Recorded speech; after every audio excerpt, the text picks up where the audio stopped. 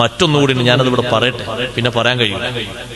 സഹോദരിമാരും നിർത്തണം, നിർത്തിയേ പറ്റും, അല്ലെങ്കിൽ ഇനിയും അതിലപ്പുറം എന്തെങ്കിലുമൊക്കെ വരും. ഇപ്പൊ നാട്ടിലൊക്കെ ഉണ്ടൊരു സ്വഭാവം, കുടുംബത്തിൽ ഒരു മാസത്തിൽ 4 കല്യാണം ഉണ്ടെങ്കിൽ 4 കൂട്ടം ഡ്രസ്സ് എടുക്കാം. കഴിഞ്ഞ ശനിയാഴ്ച ഒരു കല്യാണം, കഴിഞ്ഞു, ഏതോ കുടുംബത്തിൽ വകുപ്പുള്ള ഒരു കല്യാണം, നേരെ ഒരാഴ്ച കഴിയുമ്പോഴേക്ക് അടുത്തൊരു കല്യാണം, അതിന് ആ ഡ്രസ്സ് പോരാ.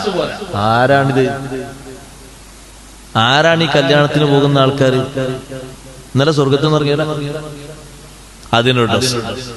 ഒരാഴ്ച കഴിഞ്ഞ് വീണ്ടും ഒരു കല്യാണം, അതിനൊരു ഡ്രസ്സ്. 4 മാസമാകുമ്പോഴേക്ക് ആ വീട്ടിലുള്ള ഡ്രസ്സ് ഒരാളുടേത് കൂട്ടി നോക്കിയാൽ തന്നെ 30 കൂട്ടം, പഴയതും പുതിയതൊക്കെ കൂടി കൂട്ടിയിട്ട്. നമ്മുടെ ധാരാളിത്തത്തിന്റെ ഒരു വകയാണ്. എന്തിനാണത്?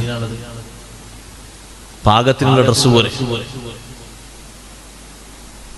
എന്നിട്ട് തലേണയിലേക്ക് നിറക്കാനില്ല, കാരണം തലേണ അത്രയും നിറച്ചു കഴിഞ്ഞു അവിടെ. ഇനി ബാക്കിയുള്ള എന്താ ചെയ്യാ? കത്തിക്കാം. നല്ല വസ്ത്രങ്ങൾ, നല്ല പുതിയത് വാങ്ങാൻ കഴിയും. അല്ലെങ്കിൽ എവിടെയെങ്കിലും ഒന്ന് കീറിയിട്ടോ ഒന്ന് പിന്നീട്ടോ വെക്കാം, അത് കീറിപ്പോയി എന്ന് പറയും.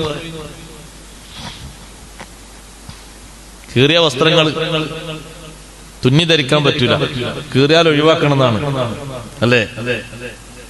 ആ കീറിയത് തുന്നൽ സുന്നത്താണ്. സയ്യിദുനാ റസൂലുള്ളാഹി സ്വല്ലല്ലാഹു അലൈഹി വസല്ലം കാന യുറഖിഉ ثوب, വസ്ത്രം തുന്നുമായിരുന്നു. തുന്നലൊന്നും ഇപ്പൊ ആർക്കും അറിയില്ല.